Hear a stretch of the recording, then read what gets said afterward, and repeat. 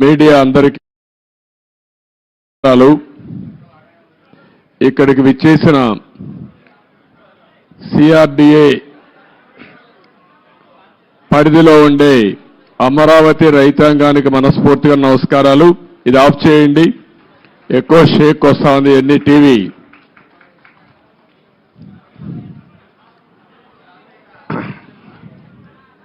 రైతులందరికీ కూడా మనస్ఫూర్తిగా నమస్కారాలు. ఈరోజు మీరందరూ కూడా చాలా రోజులుగా ఆందోళన చేస్తున్నారు. 1631 రోజులు ఆందోళన చేసి ఈ ప్రభుత్వం వచ్చిన తర్వాత మళ్లీ అభివృద్ధి జరుగుతుందనే నమ్మకంతో ఆందోళన అజిటేషన్ విరమించారు. ఇది ప్రపంచంలో ఒక చరిత్ర. ఒక రాజధాని కోసం, అమరావతి కోసం సుదీర్ఘ పోరాటం చేసిన ఘనత ఇక్కడుండే రైతులకే దక్కుతుంది. మనస్ఫూర్తిగా మరొక్కసారి అభినందనలు. మీ చొరవ, మీరు పోరాడిన విధానం చూస్తే ఇది భావితరాలకు కూడా ఒక ఆదర్శంగా నిలిచిపోతుంది. అయితే ఈరోజు నేను ఇక్కడికి వచ్చినప్పుడు అమరావతి అనగానే ప్రపంచమంతా కూడా గుర్తించే పరిస్థితికి వచ్చారు. అయితే ఈరోజు ఒక విషయం ఎక్కువంటే అందుకు గుర్తుపెట్టుకోవాల్సిన, ఆంధ్రప్రదేశ్ అంటే ఏపీ. ఏపీ అంటే ఒక పక్క అమరావతి, ఒక పక్క పోలవరం. అమరావతి మనందరికీ ఒక చిరునామా, ఒక ప్రజా రాజధానిగా, 5 కోట్ల ప్రజానీకానికి ఒక దశ దిశ నిర్దేశించే రాజధానిగా, మన పిల్లల భవిష్యత్తును తీర్చిదిద్దే రాజధానిగా, ఎవరైనా ఏదైనా చిన్న పనులు చేసుకోవాలంటే ఏ చెన్నైకో, బెంగళూరుకో, హైదరాబాదుకో పాసి పనులు కూడా పోకుండా గర్వంగా నాకు ఒక రాజధాని ఉంది, ఇక్కడ పని చేసుకోగలుగుతానని చెప్పడానికి నిర్మాణం చేపట్టినటువంటి రాజధాని ఇది. అలాంటి రాజధాని ఈరోజు మనం చూస్తే అతలాకుతలం చేశారు. ఆ డీటెయిల్స్ కూడా నేను వస్తాను. అదే సమయంలో పోలవరం దక్షిణ భారతదేశంలో ఎక్కువ నీళ్లుండే నది గోదావరి నది. పోలవరం పూర్తి చేస్తే, నదుల అనుసంధానం జరిగితే రాష్ట్రంలో ప్రతి ఒక్క ఎకరాకు నీళ్లు ఇచ్చే అవకాశం ఉంటుంది. ఈ రెండు కూడా మనం ఒక్కసారి ఆలోచించుకున్నప్పుడు రాష్ట్ర విభజన జరిగింది. హేతుబద్ధత లేదని పోరాడాం. అన్యాయం జరిగిందని అందరం కూడా గట్టిగా నిలదీసే పరిస్థితికి వచ్చాం. ఆ సందర్భంలో ఒక ఆర్థిక నగరమైనటువంటి హైదరాబాద్ నగరం తెలంగాణ రాష్ట్రానికి వెళ్తుంది కాబట్టి మళ్ళీ ఇక్కడ ఒక నగరం కట్టుకోవాలంటే దీనికి తోడ్పాటు ఇస్తామని, ఇంకొక పక్క పోలవరాన్ని పూర్తి చేస్తే ఈ రాష్ట్రానికి కొంతవరకు వెసులుబాటు వస్తుందనే ఉద్దేశంతోనే ఈ రెంటికి కూడా విభజన చట్టంలోనే ప్రత్యేకంగా మెన్షన్ చేస్తూ ఒక పక్క పోలవరాన్ని జాతీయ ప్రాజెక్టుగా, అమరావతికి ఆర్థిక సహాయం చేయడానికి ముందుకొచ్చారు. అయితే ఈరోజు మనం చూస్తా ఉంటే రెండు కూడా, ఈరోజు రాష్ట్రంలో ఉండే 5 కోట్ల ప్రజల్ని ఓటే నేను కోరుతున్నా. ఈరోజు ఏదైతే మాకు ఓట్లు వేశారు, ఇది ఒక హిస్టారికల్ విక్టరీ. చరిత్రలో నేను 45 సంవత్సరాలుగా చూశాను కానీ ఆంధ్రప్రదేశ్ రాష్ట్రం ఏర్పడిన తర్వాత భారతదేశ చరిత్రలో కూడా ఇంత పెద్ద విక్టరీ ఎప్పుడూ రాలేదు. ఒక్క మాటలో చెప్పాలంటే వన్ సైడెడ్గా ఇలాంటి ముఖ్యమంత్రి పనికి రాడు, ఇతను అవసరం లేదని తీర్పిచ్చి బ్రహ్మాండంగా ప్రజలు ముందుకు వచ్చారు. 95,000 మెజారిటీ ఒక నియోజకవర్గంలో, 11 సీట్లు కూడా రాలా వీళ్లకు. అంటే దీన్ని బట్టి అర్థమవుతుంది ప్రజలు ఎంత వ్యతిరేకంగా ఉన్నారో. దుష్ట పరిపాలన అనడానికి దీనికంటే వేరే తార్కాణం అవసరం లేదు. కానీ మమ్మల్ని గెలిపించారు. అంతటితోనే రాష్ట్రంలో ఉండే ప్రజల యొక్క బాధ్యత అయిపోలేదు. ఆ విషయం నేను గుర్తు చేయదలుచుకున్నాను. అనునిత్యం మీరు ఆలోచించాల్సిన అవసరం ఉంది. రాజకీయాలకు పనికిరాని వ్యక్తి, ముఖ్యమంత్రికి అర్హత లేని వ్యక్తి ఆ పదవి వస్తే ఏం చేస్తాడో 5 సంవత్సరాలు మనం చూశాం. ఈరోజు పోలవరం కానీ అమరావతి కానీ వ్యక్తిగత సంపద కాదు. ఏ ఒక్క వ్యక్తికో, ఏ ఒక్క వర్గానికో, ఏ ఒక్క ప్రాంతానికో పరిమితమైంది కాదు. కానీ ఇది ఒక సంపద కేంద్రం. ఒక సంపద సృష్టిస్తే అది సమాజానికి పనికొస్తుంది. అదే సమయంలో వ్యక్తులు బాగుపడతారు, ప్రభుత్వానికి ఆదాయం పెరుగుతుంది. ప్రభుత్వ ఆదాయం పెరిగితే సంక్షేమ కార్యక్రమాలు చేసేందుకు అవకాశం ఉంటుంది. అదే మరి ప్రజలందరినీ సాధికార వైపు ముందుకు తీసుకుపోయే అవకాశం ఉంటుంది. రెండోది పోలవరం. పోలవరం కానీ పూర్తి చేసుంటే అది కూడా గవర్నమెంట్ డబ్బులు, అవి సెంట్రల్ గవర్నమెంట్ డబ్బులు. దాన్ని పూర్తి చేస్తే మనం కానీ కొంత నదుల అనుసంధానం చేసుకుంటే రాష్ట్రంలో ప్రతి ఒక్క ఎకరాకు నీళ్లు ఇవ్వగలిగితే రాయలసీమ రాళ్లసీమ కాదు, రతనాల సీమగా తయారు చేసే అవకాశం వస్తుంది. హార్టికల్చర్కు ప్రాధాన్యత ఇచ్చే అవకాశాలు ఉంటాయి. మొన్నే పోలవరం పోయొచ్చాను. నా ఆవేదన చెప్పాను. కొన్ని వందల సార్లు వర్చువల్ రివ్యూ చేశాను. ఇంకొక పక్క నేరుగా ఫిజికల్గా 40-31 సార్లు వెళ్ళాను. కానీ ఈరోజు పోలవరాన్ని గోదావరిలో కలిపేసే పరిస్థితికి వచ్చారు. ఈరోజు ఏం చేయాలని అర్థం కాని పరిస్థితి. ఏం చేయాలన్న 4-5 సంవత్సరాలు ఖర్చులు కూడా డబుల్ అయిపోయే పరిస్థితికి వచ్చింది. ఒక వ్యక్తి యొక్క మూర్ఖత్వం వల్ల, ఒక పోలవరం వల్ల రాష్ట్రానికి ఒక వరంగా ఉండవలసిన పోలవరం ఈరోజు ఒక శాపంగా మారిపోయే పరిస్థితి వచ్చింది. అది నేను మొన్నే మాట్లాడాను, మళ్ళీ నేను మాట్లాడతాను. ఈరోజు అమరావతికి వస్తే మొట్టమొదటిసారిగా మీరు చూశారు. నేను నేరుగా ప్రజావేదిక దగ్గర వెళ్ళాను.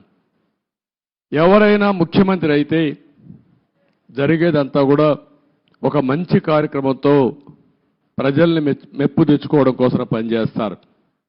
ప్రజావేదిక కూల్చి అక్కడి నుంచి పరిపాలన ప్రారంభించాడు. అక్కడి నుంచి నేను నేరుగా వచ్చాను. ఏదైతే ఆనాడు ప్రధానమంత్రి నరేంద్ర మోడీ గారు అమరావతికి ఫౌండేషన్ వేశారు, అక్కడ మీరు చూస్తే ఒక బాధ, ఆవేదన.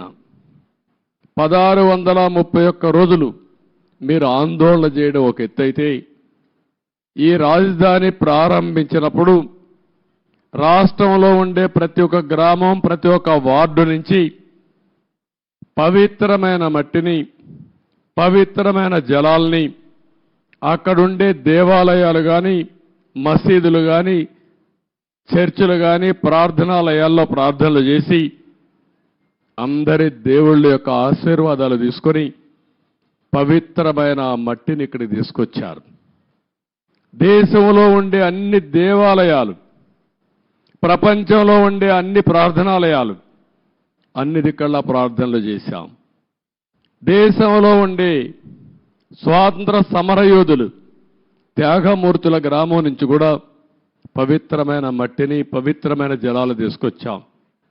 సాక్షాత్తు ప్రధానమంత్రి గారు పార్లమెంట్ దగ్గర మట్టిని, పార్లమెంట్ సాక్షిగా సంఘీభావాన్ని తెలియజేయడానికి యమునా జలాలు తీసుకొచ్చి వారు కూడా సంఘీభావాన్ని తెలియజేశారు. నాకు అనిపిస్తుంది ఆ మహిమే ఈరోజు మనల్ని కాపాడిందని. నాకు అనుమానం లేదు. ఇక్కడ ఒక పవిత్రమైన ప్రాంతంగా తయారైంది. తాత్కాలికంగా కొంతమంది ఈ ప్రాంతాన్ని అతలాకుతలం చేయాలనుకున్న ఈ స్థల మహత్యం వల్ల మళ్ళీ తిరిగి నిలబెట్టుకోగలిగాం. అదే నాకు అనిపిస్తుంది. అక్కడ చూసినప్పుడు నేను మొట్టమొదటిసారిగా ఎక్కడైతే ఆ పవిత్ర మట్టిని కూడా ఇంకా పవిత్రంగా పెట్టాం. ఇక్కడుండే రైతులు కాపాడారు. ఇంకో పక్కన అక్కడ నమూనా కూడా నేను చూశాను.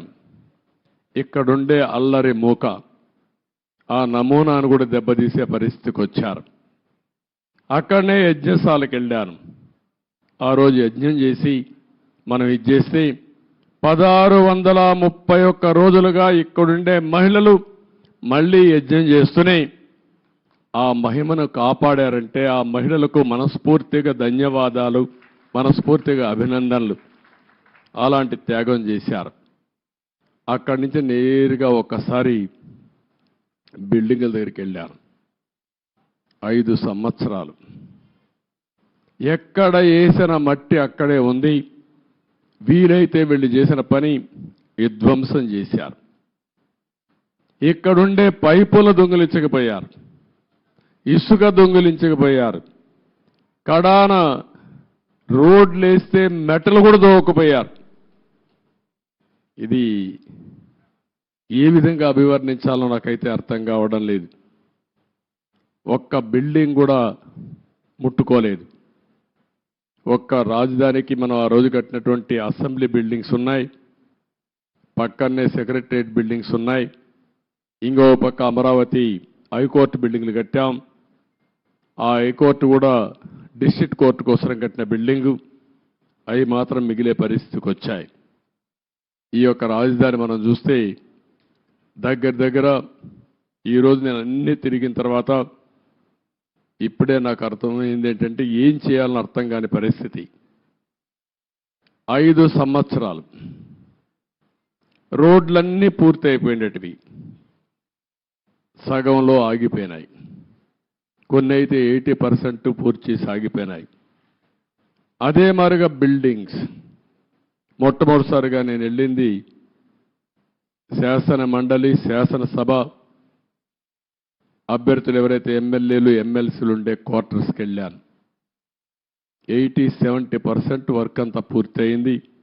మిగిలినటి ఎక్కడేసిన గొంగళ అక్కడే మిగిలిపోయింది. ఆ తర్వాత పక్కనుండే ఐఏఎస్ ఆఫీసర్స్, జూనియర్ ఆఫీసర్స్ యొక్క క్వార్టర్స్ చూశాను. అవి కూడా అక్కడే ఉన్నాయి. 70-80% పూర్తయింది. పక్కనుండే సెక్రటరీస్, అదే మాదిరిగా ప్రిన్సిపల్ సెక్రటరీస్ బిల్డింగ్లన్నీ ఉన్నాయి. అవన్నీ కూడా తుమ్మ చెట్లు మొత్తం మొలిచిపోయి ఇవన్నీ కమ్ముకుపోయే పరిస్థితి వచ్చింది. పక్కనే హైకోర్టు వస్తుంది. అక్కడనే అడ్మినిస్ట్రేషన్ కోసం 5 టవర్స్ని ప్రారంభించాం. ఇంకొక పక్కన అసెంబ్లీ బిల్డింగ్ వస్తుంది, దాని పక్కనే హైకోర్టు వస్తుంది. అక్కడనే జడ్జెస్ బంగ్లాలు వస్తాయి, పక్కనే ఎమ్మెల్యేలు, మినిస్టర్స్ బంగ్లాలు వస్తాయి. దాని తర్వాత గెజిటెడ్ ఆఫీసర్స్ 1 కానీ 2 కానీ నాన్ గెజిటెడ్ ఆఫీసర్స్ యొక్క క్వార్టర్స్ వస్తాయి. ఇవన్నీ కూడా ఎక్కడికక్కడ నిలిచిపోయినాయి. రోడ్లు కూడా అధ్వానంగా ఉన్నాయి. చాలా బాధాకరమైన సిచ్యువేషన్. రాష్ట్రంలో ఉండే ప్రజలందరూ అర్థం చేసుకోవాల్సింది ఈ విధంగా ఉండవలసిన రాజధాని.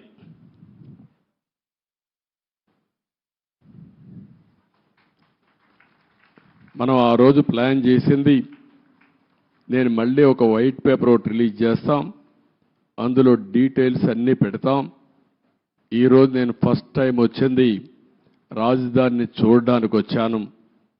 ఎక్కడున్నామో అధ్యయనం చేయడానికి వచ్చా. భవిష్యత్తులో ఏం చేయాలనో ఇక్కడ అమరావతిలో ఉండే రైతులే కాకుండా రాష్ట్రంలో ఉండే ప్రతి ఒక్కరూ సజెషన్స్ ఇచ్చే విధంగా ముందుకు పోవాల్సిన అవసరం ఉంది. తొందరలోనే ఒక వైట్ పేపర్ కూడా పబ్లిసైజ్ చేస్తాం. ఒక వైట్ పేపర్ పబ్లిసైజ్ చేసి ప్రజల అందరూ కూడా చర్చించుకోవాల్సిన అవసరం ఉంది. నేను ముందే చెప్పాను, ఇది ఏ ఒక్కరి కోసమో కట్టే రాజధాని కాదు, ఇది ప్రజా రాజధాని, భావితరాల భవిష్యత్తు కోసం రాజధాని, తెలుగు జాతి గర్వంగా తలెత్తుకుని తిరిగే రాజధానిగా ఉండాలి. అదే సమయంలో ఇక్కడ అమరావతి రాజధాని వస్తుందంటే విశాఖపట్నాన్ని ఆర్థిక రాజధానిగా తయారు చేయాలని, కర్నూల్ని ఒక మోడర్న్ సిటీగా ఆధునికమైన నగరంగా తయారు చేయాలని, అదే మాదిరిగా అన్ని జిల్లా హెడ్ క్వార్టర్స్ కూడా ఏమేం చేస్తాం చాలా స్పష్టంగా చెప్పాం. దాని ప్రకారమే మీరు చూస్తే 12 ఇన్స్టిట్యూషన్స్ గవర్నమెంట్ ఆఫ్ ఇండియా ఇస్తే కర్నూలులో IIT పెట్టాం, అక్కడనే ఉర్దూ యూనివర్సిటీ పెట్టాం, అనంతపూర్లో సెంట్రల్ యూనివర్సిటీ పెట్టాం, తిరుపతిలో ఐజర్ కానీ అదే వారిగా IIT కానీ పెట్టాం, ఇంకో పక్క విశాఖపట్నంలో IIM పెట్టాం, తాడేపల్లిగూడెంలో NIIT పెట్టాం, మంగళగిరిలో all India institute of medical science పెట్టాం, ఇంకొక పక్కన ఒంగోలులో IIT పెట్టాం. ఈ విధంగా అన్ని విజయనగరంలో ట్రైబల్ యూనివర్సిటీ పెట్టాం. అన్ని ప్రాంతాల అభివృద్ధి కోసం, సమగ్ర అభివృద్ధి కోసం ఆ రోజే చాలా స్పష్టమైన విధానాన్ని ప్రకటించాం. ఈరోజు మనం చూస్తే ఏది జరిగే పరిస్థితి లేకుండా పోయింది. నేను అందుకనే ఈరోజు డీటెయిల్స్కి పోవడం లేదు, బ్రాడ్గా మీ అందరికీ ఒక ఐడియా ఇస్తున్నాను. డీటెయిల్స్ అన్నీ కూడా వైట్ పేపర్లో వస్తాయి. అయితే బాధ ఏంటంటే ఈ రాజధాని పైన బురజల్లే ప్రయత్నం చేశారు, నిత్యం విష ప్రచారం చేశారు, అమరావతిని బ్రాండ్ని దెబ్బతీయడానికి ప్రయత్నం చేశారు. శివరామకృష్ణ కమిటీ చాలా స్పష్టంగా సెంట్రల్ ప్లేస్లో ఎక్కడైనా పెట్టండి అని చెప్పారు. అంటే ఇది 12 పార్లమెంట్లు ఒక పక్క వస్తాయి, ఇంకొక పక్క 12 పార్లమెంట్లు వస్తాయి. గుంటూరు సెంట్రల్లో ఉంటుంది. ఎలిమెంటరీ స్కూల్ చదివే పిల్లవాడిని చెప్పినా ఎక్కడ మీ రాజధాని ఉండాలంటే ఈ ప్రాంతమని మ్యాప్లో చూపించే విధానం ఇది. అందుకే అమరావతిని పెడితే దానిపైన మాట్లాడారు. ఇంకొక పక్కన మీరు అందరూ చూస్తే చాలా వరకు ఇన్సైడర్ ట్రేడింగ్ అన్నారు. ఇంకొక పక్కన స్విస్ ఛాలెంజ్ని అవహేళన చేశారు. విషయం చెప్పి సింగపూర్ లాంటి కన్సార్టియంని తరిమేసే పరిస్థితికి వచ్చారు. One of the best Norman faster అనే కన్సల్టెంట్ని లేకుండా పంపించేసే పరిస్థితికి వచ్చారు. 3 రాజధానులు అన్నారు, 3 ముక్కలాట ఆడారు. కడాన 5 సంవత్సరాల తర్వాత 10 సంవత్సరాల తర్వాత మీ రాజధాని ఏదంటే చెప్పుకోలేని పరిస్థితి, దుస్థితిలో మనల్ని నెట్టేసే పరిస్థితికి వచ్చారు. డబ్బులు ఎక్కడున్నాయన్నారు.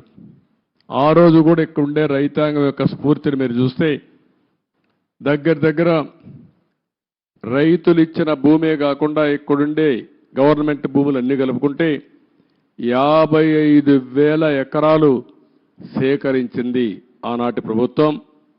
దగ్గర 29,000 మంది రైతులు ఒక్కరు కూడా కోర్టుకు పోకుండా స్వచ్ఛందంగా ముందుకొచ్చి మేము రాజధానికి ఇస్తాం, మాకు ఒక ప్యాకేజ్ ఇమ్మని ముందుకొచ్చారంటే ప్రపంచానికి ఆదర్శం ఇది. ఒక ల్యాండ్ కొనాలంటే, లేకుంటే ఒక చిన్న ఇరిగేషన్ ప్రాజెక్ట్ కట్టాలన్నా, లేకుంటే ఒక మంచి పనికి ఒక దేవాలయం కట్టాలన్నా భూమి ఇవ్వని ఈ రోజుల్లో ఇక్కడుండే రైతాంగం ముందుకొచ్చి స్వచ్ఛందంగా భూమి ఇస్తే దానికి ఎన్ని అపవాదులు వేయాలని అపవాదులు వేశారు. ఇక్కడుండే రైతాంగాన్ని ఎన్ని ఇబ్బందులు పెట్టాలని ఇబ్బందులు పెట్టారు. ఇంకొక పక్కన ఇక్కడుండే కామన్ ఇన్ఫ్రాస్ట్రక్చర్కి అంతటికి ఉపయోగించుకుని రోడ్లు కానీ, గవర్నమెంట్ బిల్డింగ్లు కానీ, పబ్లిక్ పర్పసెస్ కానీ అన్నిటికీ ఉపయోగించుకున్న తర్వాత కొంత భూమి మిగులుతుంది. దాన్ని అమ్మితే ఇక్కడ రాజధాని కట్టుకునే అవకాశం వస్తుంది. దానికి కూడా ఎన్ని చేయాలని చేసే పరిస్థితికి వచ్చారు. నేను మొట్టమొదటి నుంచి కూడా చెప్పాను, సెల్ఫ్ ఫైనాన్సింగ్ ప్రాజెక్ట్ అని. ఇక్కడొచ్చే ఆదాయమే ఈ అమరావతి నిర్మాణానికి సరిపోతుంది. ఎప్పటికప్పుడు కన్స్ట్రక్షన్ కానీ అదే మాదిరిగా ఆర్థిక కార్యక్రమాలు ఇక్కడ జరిగితే దానివల్ల ప్రభుత్వానికి ఆదాయం వస్తుంది. ఆ ఆదాయంతో సంక్షేమ కార్యక్రమాలు పెద్ద ఎత్తున చేసుకునే వెసులుబాటు వస్తుందని కూడా చెప్పాం. ఏది చెప్పినా ఒక దురుద్దేశంతో పెట్టుకుని ఈ రాజధానిని పూర్తిగా నిర్వీర్యం చేశారు, అపహాస్యం చేశారు, విధ్వంసం చేశారని చెప్పి కూడా నేను మీకు తెలియజేస్తున్నా. ఇది ఈరోజు నేను చూసిన బ్రాడ్గా ఉండే విషయాలు మీడియా మొత్తం బిల్డింగ్స్ అన్ని చూశారు. బూజు పట్టిపోయినాయి, కొన్ని డోర్స్ అన్ని పోయినాయి, కొన్ని అయితే ఎరగొట్టారు, విధ్వంసం చేశారు. ఎన్ని యాంటీ సోషల్ ఎలిమెంట్స్ చేయాలనో అన్ని కార్యక్రమాలు. ఒక రైతులు ఎంత కాపాడాలనుకున్నా పోలీసులు ఏకపక్షంగా వీళ్ళ మీదనే కేసులు పెట్టారు. కాంట్రాక్టర్ల మెటీరియల్ ఇక్కడ పెడితే ఆ మెటీరియల్ దోచుకొని పోయే పరిస్థితికి వచ్చారు. అడిగితే వాళ్ళను కూడా కొట్టే పరిస్థితికి వచ్చారు. చాలా దారుణం, చాలా దౌర్జన్యం. ఏది ఏమైనా మళ్ళీ నేను ఇప్పుడే ఒక మాట చెప్పాను. ఒక పక్కన ప్రజలతో చర్చిస్తూనే ఎంత నష్టం జరిగింది రాష్ట్రానికి ఆ విషయాలు చెప్తూనే మొత్తం ఇక్కడ చూస్తే బ్రహ్మాండమైన బిల్డింగ్స్తో ఎక్కడికో వెళ్ళవలసిన ఈ రాజధాని ఈ తొమ్మంతా పెరిగిపోయి ఎక్కడికక్కడ బిల్డింగ్ లేసిన ఫౌండేషన్ కానీ కొంత కన్స్ట్రక్షన్ కానీ కమ్మేసే పరిస్థితికి వచ్చింది. ముందు ఒక మాట చెప్పాను, ఒక టెండర్ పిలిచి రాజధాని మొత్తం ఈ తుమ్మ చెట్లన్నీ తీయండి, కనీసం ఒక క్లారిటీ వస్తుంది, ఒక విజిబిలిటీ వస్తుంది. అంత లోపల మనం అంతా కూడా ప్రజలతో చర్చించిన తర్వాత ఏం చేయాలో అవి కూడా ఆలోచిస్తాం. ఒక దుర్మార్గమైన వ్యక్తి చేసే విధ్వంసానికి అమరావతి బలైపోయింది. రాష్ట్రానికి తీవ్రమైన నష్టం జరిగింది. ఆ విషయమే ప్రజలకు చెప్తూ మీరందరూ కూడా ఒక్కొక్కసారి రాగద్వేషాలకు అతీతంగా ఇప్పటికి కూడా 11 సీట్లే వీళ్ళు గెలిచారు. కొంతమంది ఓట్లేశారు. ఓట్లేసిన వ్యక్తులు కూడా మీరు ఒక్కసారి ఆలోచించుకోండి. ఇలాంటి వ్యక్తికి ఓటేయడం భావ్యమా? అలాంటి వ్యక్తులు రాజకీయాలకు అర్హులా? ఇలాంటి వాళ్ళని మనం సహకరిస్తామా? ఒకవేళ ఇలాంటి వ్యక్తులు కానీ రాష్ట్రంలో కానీ రాజకీయాల్లో ఉంటే భవిష్యత్తు ఏమవుతుంది అనే విషయం కూడా ప్రజలందరూ అర్థం చేసుకోవాల్సిన అవసరం ఉంది. ఇది మనందరి భవిష్యత్తు, మన పిల్లల భవిష్యత్తు. కాబట్టి మనందరం కూడా ఎక్కడికక్కడ కొంతమంది అనుకుంటారు మాకే సంబంధం అమరావతి అని, మాకే సంబంధం పోలవరం అని, అభివృద్ధి అంటే అదేంటని. అట్లా కాకుండా అభివృద్ధి జరిగితే మీ జీవితాలు బాగుపడతాయి. ఈరోజు ఏ గవర్నమెంట్ అయినా సరే ప్రభుత్వ విధానాల ద్వారా ప్రజా జీవితాలను మారుస్తుంది. అటు కేంద్ర ప్రభుత్వంలో ఉండే నరేంద్ర మోడీ గారు కానీ, వివిధ రాష్ట్రాల్లో ఉండే రాష్ట్ర ముఖ్యమంత్రులు కానీ, ఇక్కడ ప్రభుత్వం కానీ మీ జీవితాల్లో వెసులుబాటు తీసుకురావడం, మీ జీవితాల్ని బాగు చేయడం, ఒక పక్క సంక్షేమ కార్యక్రమాలు చేస్తూనే ఇంకొక పక్క అభివృద్ధి కార్యక్రమాలు చేస్తూ తాత్కాలికంగా మీకు వెసులుబాటు ఇవ్వడమే కాకుండా దీర్ఘకాలంలో మీ జీవితాలకు వెలుగొచ్చే విధంగా చేయాల్సిన బాధ్యత ప్రభుత్వాలపైన ఉంది. ఈరోజు హైదరాబాద్ని అభివృద్ధి చేశాం. దాని ఫలితాలు అక్కడ ప్రజానీకం ఎంజాయ్ చేస్తున్నారు. అదొక తృప్తి నాకు. ఆ రోజు నేను వేసినటువంటి ప్రతి ఒక్క కార్యక్రమం చేసిన అభివృద్ధి కానీ, లేకపోతే వేసిన ఫౌండేషన్లు కానీ, ఆలోచనలు కానీ ఏది పెండింగ్ పెట్టకుండా ప్రతి ఒక్క ముఖ్యమంత్రి చేతనైనంత వరకు ముందుకు తీసుకెళ్లారు. చేత కాకపోతే వదిలిపెట్టారు. ఎవడు విధ్వంసం చేయాల. కానీ ఇక్కడికి వచ్చే కొందికి విధ్వంసం జరిగే పరిస్థితి వచ్చింది. ఒక్క విధానం మీరు గుర్తుపెట్టుకోవాలి. ఒక్క ఐటీకి ప్రాధాన్యత ఇస్తే ఈరోజు ప్రపంచంలోనే తెలుగువారు బ్రహ్మాండంగా రాణించే పరిస్థితికి వచ్చారు. ఎన్నో సంవత్సరాలు కాలేదు, 25 సంవత్సరాలే. 25 సంవత్సరాల్లో ఎన్నో దేశాలకు వెళ్ళిపోయారు. నన్ను అరెస్ట్ చేసినప్పుడు చూస్తే నా జీవితంలో ఎప్పుడూ మర్చిపోలేను. 70-80 దేశాల్లో నిరసన తెలియజేశారంటే ఆ దేశాల్లో వీళ్ళు ఉన్నారని ఆశ్చర్యం వేసే పరిస్థితికి వచ్చింది. నిన్న కూడా మీరు చూశారు ఎన్నికల్లో అందరూ కూడా ఉదయం 8 గంటలకు 7 గంటలకు వచ్చి రాత్రి 2 గంటల వరకు ఓట్లు వేశారు. బయట ప్రాంతాల్లో ఉండే చిన్న చిన్న పనులు చేసుకునేవాళ్ళు, ఇంటి పనులు చేసుకునేవాళ్ళు పని వదిలిపెట్టి వాళ్ళు భోజనం ప్యాకెట్ తీసుకొచ్చి నేరుగా ఓటేసి మళ్ళీ వెళ్ళారు వాళ్ళ ఖర్చులతో. ఎక్కడో అమెరికా, ఆస్ట్రేలియా లేకపోతే ప్రపంచంలో వేరే దేశాల్లో ఉంటే లక్షల రూపాయలు ఖర్చు పెట్టుకుని వచ్చి ఓటేసి వాళ్ళ బాధ్యత నిర్వహించారు. ఈ విషయం ప్రతి ఒక్కరూ గుర్తుపెట్టుకోవాల్సిన అవసరం ఉంది. ఓటేయడం మీ బాధ్యత అనుకొని ఈ 5 ఏళ్లు చేసిన విధ్వంసం చూసిన తర్వాత మళ్ళీ మేము భరించలేమనే ఉద్దేశంతో మీరు ముందుకు వచ్చారు. కానీ ఈరోజు నేను ఇక్కడుండే ప్రజానీకాన్ని కోరేది ఒకటే, అనునిత్యం మీరు ఆలోచించాల్సిన అవసరం ఉంది. మాకు కూడా మీరు ఒక స్ఫూర్తిని ఇవ్వాల్సిన అవసరం ఉంది. ఎక్కడికక్కడ గైడెన్స్ ఇస్తూ ఉంటే, మాకు కూడా ఆలోచనలు ఇస్తూ ఉంటే, మా ఆలోచనలు మీ యొక్క సమస్యలు రెండు కూడా జోడించుకొని మెరుగైన ప్రజా విధానాలకు రూపకల్పన చేస్తాం. దానివల్ల మీ జీవితాల్లో మంచి జరుగుతుంది. ఏ కార్యక్రమం చేసినా ప్రజల కోసం చేస్తాం కాబట్టి ప్రజలు ఇందులో భాగస్వాములు కావాల్సిన అవసరం ఉంది. అందుకే మొన్న పోలవరం పోయినప్పుడు కూడా చాలా స్పష్టంగా చెప్పాను. ఈరోజు అమరావతికి వచ్చినప్పుడు చాలా స్పష్టంగా చెప్తున్నా. అన్ని విషయాలు ఏమాత్రం అరమరకలు లేవు. మొత్తం మేము ముందర పెడతాం. మేము చేసే ప్రతి ఒక్క పని మీ యొక్క భవిష్యత్తు కోసం చేసే పని కాబట్టి మిమ్మల్ని అందరినీ భాగస్వాములు చేయడం మా ప్రధానమైన కర్తవ్యం ప్రజాస్వామ్యంలో. ఇది చేస్తూనే ఎప్పటికప్పుడు నిర్ణయాలు కూడా తీసుకుంటాం. ఎవరైతే తప్పుడు పనులు చేసి కడాన కంకర కూడా దొంగిలించారో అలాంటి వాళ్ళని క్షమించడం కరెక్ట్ కాదు. వీళ్ళకి అలవాటు అయిపోయింది. అవి చేయడంగానే కాకుండా మళ్ళీ ఇక్కడ వాళ్ళ ఇష్ట ప్రకారం రౌడీజం చేయడం, అందరినీ బెదిరించడం, అడ్డం వస్తే కొట్టడం, ఇష్టానుసారంగా ప్రవర్తించడం ఇవన్నీ జరిగాయి. అవన్నీ కూడా ఏ మాత్రం కూడా ఎవ్వడి ఆటలు ఎక్కడ జరగనీయం.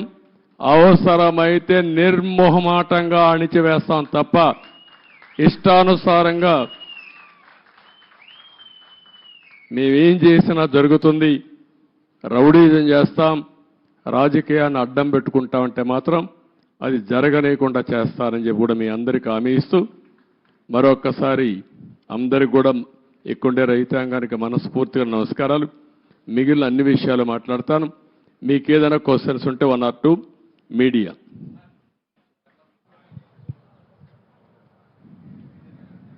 చెప్పండి.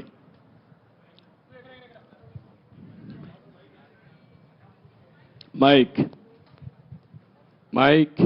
Hello sir, 1 minute mic. Mic ఎవరు ఇక్కడ ఎవరికి ఇచ్చారు?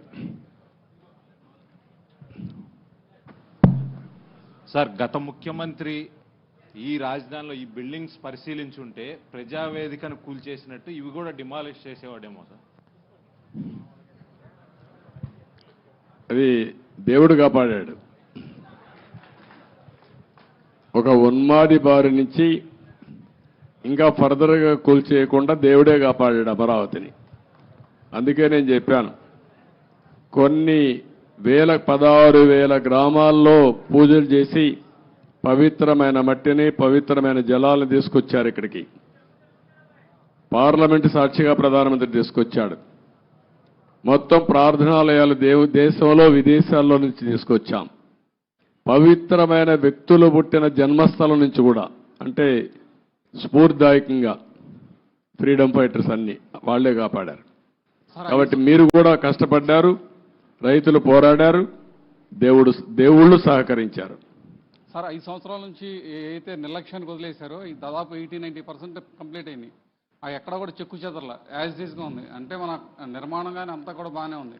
అన్నీ పూర్తి చేయడానికి దాని టైం బాండ్ పెట్టుకుంటారా? ఒక 3 years కానీ అలా పెట్టుకుని దానికి మీ సజెషన్ ఏంటి చెప్పండి. మిమ్మల్ని కూడా సజెషన్ సార్, అందరినీ సజెషన్ అడుగుతున్నాం. దాన్ని మీరు ఇచ్చే మంచి సూచనలు తీసుకొని ఆర్డర్ ఆఫ్ ప్రియారిటీ పెట్టి we will prepare action plan. Galla పెట్టి ఖాళీ అయిపోయింది, ట్రెజరీలో ఏమి లేదు, డబ్బులు లేదు, అప్పులు విపరీతంగా చేసేశారు. ఇవన్నీ వీలో పెట్టుకొని ఏం చేయాలో స్టెప్ బై స్టెప్ వర్కౌట్ చేస్తాం. Mic. Media. Sir, what is going to be fate of Rushikonda Beach Palace? What's going to be? Will it be quoted as a monument of corruption? That's what rumors. What is your suggestion? You give me idea. Sir, you are the CM, sir. I am the CM. You are the citizen of. నువ్వు ఒక media responsibility ఉంది నీకు కూడా. నన్ను అడగడమే కాదు, నిన్ను కూడా చెప్పమంటున్నా. ఏం చేస్తే ఇలాంటి వాళ్ళని శాశ్వతంగా సమాజం నుంచి వెలేస్తామో అలాంటివి ఆలోచించాలి.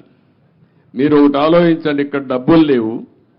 500 కోట్ల రూపాయలతో కొండను కొట్టేసి ఋషికొండ అంటే ఏంటి? ఋషులు అక్కడ తపస్సులు చేసిన ప్రాంతం అది. అలాంటి కొండని ఎప్పటి నుంచి కూడా మనం చూసి ఇప్పుడైతే ఆధునికమైన పనిముట్లు ఇవన్నీ వచ్చాయి, కానీ ఒకప్పుడు విశాఖపట్నానికి వచ్చామంటే ఈ ఓడలు కానీ ఇవన్నీ ఋషికొండను చూసి గుర్తుపట్టి విశాఖపట్నం వచ్చామనే పరిస్థితి ఉండేది. అలాంటి పవిత్రమైన కొండని ఎన్విరాన్మెంట్లకి విఘాతం కలిగించే విధంగా కొట్టేశారంటే మనం గుర్తుపెట్టుకోవాలి. దాని కూడా అన్ని తప్పుడు ఇచ్చారు. అవన్నీ మళ్ళీ నేను మాట్లాడతాం. Sir, what about Prajavedika? You have visited Prajavedika and saw the debris there. Are you going to remove the debris and reconstruct the Prajavedika same place, or are you going to make it as a museum?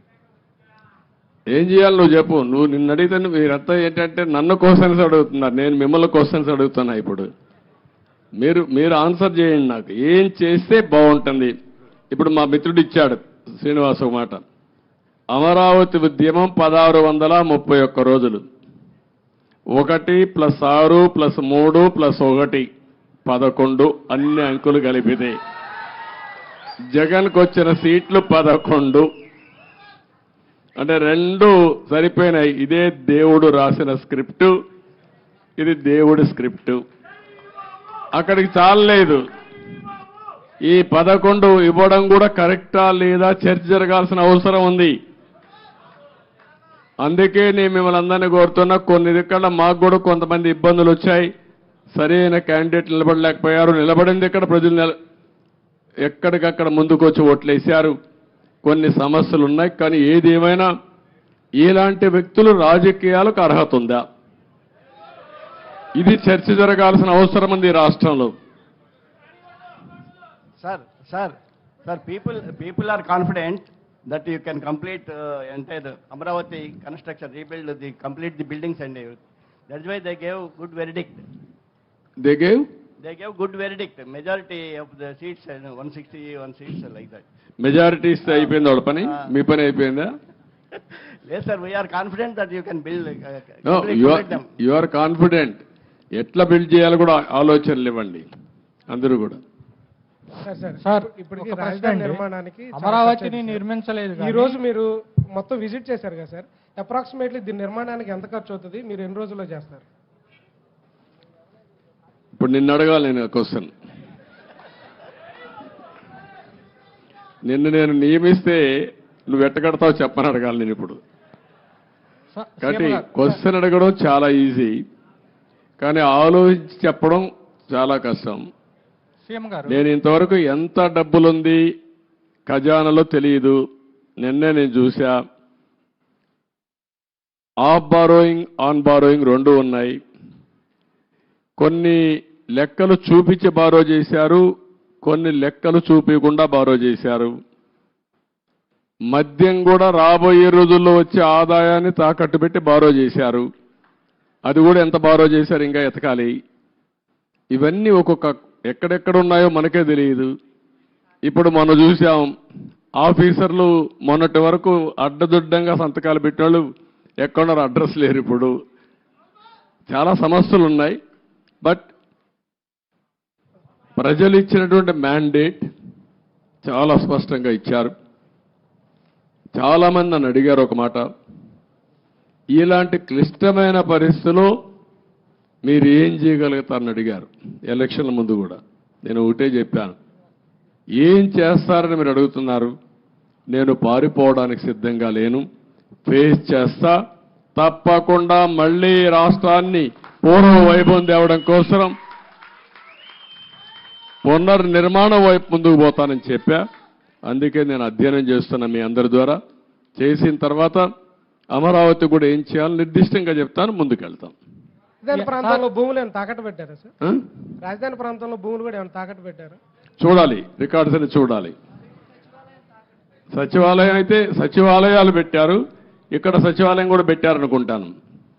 చూడాలి, ఆ record చూడాలి. Sir okay. Sir నమస్తే sir, నా పేరు వేణు.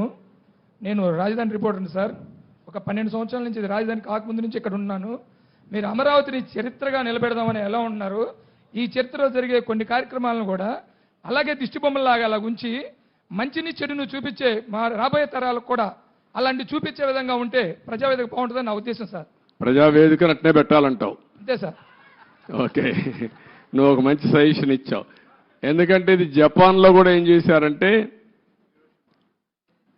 ఏవేవి Hiroshima ఒకటి, Nagasaki అనుకోండి, Nagasaki 2 second world వార్లో మొత్తం బాంబులేసి మొత్తం డివాస్టేషన్ జరిగితే కొన్ని డికేడ్స్ అక్కడ పుట్టిన వాళ్ళు కుంటిగా గుడ్డిగా పుట్టారు. పంటలు కూడా రాలేదు, భూములు కూడా ఇది అయిపోయినాయి. అవన్నీ గుర్తుగా 2 ప్రాంతాలను ఇప్పుడు కూడా అట్లనే పెట్టారు. అంటే దానికి కారణం దాన్ని ఒక స్ఫూర్తిగా తీసుకొని మళ్ళీ మనం కష్టపడాలని అనునిత్యం ప్రజలకు గుర్తు చేశారు. ఈరోజు అదే 2వ ప్రపంచ యుద్ధంలో దెబ్బతిన్న జపాన్ ప్రపంచంలోనే అగ్రదేశంగా తయారైందంటే ఇలాంటివి చూసి పట్టుదల పెంచుకోవడం. అదే మరి మిత్రుడు ఇప్పుడు చెప్పాడు, ప్రజావేదికను కూడా యాజ్ ఇట్ ఈజ్ పెడితే చాలా బాగుంటుందని.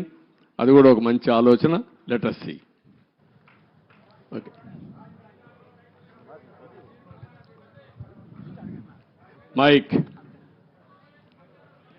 మైక్ ఒకసారి ఆయనకు. హలో సేకరణ చేసిన తర్వాత కూడా సీడ్ యాక్సెస్ రోడ్డు మీద అర్ధరేతులు ఇసుక అక్రమ రవాణా జరుగుతుంది సార్. దాని మీద అంటే నేరాలు అలవాటైన వాళ్ళకి ఇంకా కూడా మారలేకపోతున్నారు. ఒకటే చెప్తున్న అధికార యంత్రాంగానికి కూడా, ఏ అధికార యంత్రాంగం ఇప్పుడు రాష్ట్రంలో ఉన్నారో మళ్ళీ ఎక్కడన్నా లాలూచనట్టు వదిలిపెట్టండి, ప్రజాహితం కోసం పనిచేయండి. ఒకవేళ రేపటి నుంచి ఎక్కడైనా కానీ మీరు చెప్పింది కానీ జరిగితే తప్పకుండా అధికారులపైన కూడా యాక్షన్ కట్టిన చర్యలు ఉంటాయి. డెఫినెట్గా తీసుకుంటా, వదిలిపెట్టను. మీరు కూడా ప్రజల్లో చైతన్యం రావాలి, గట్టిగా నిలదీయండి.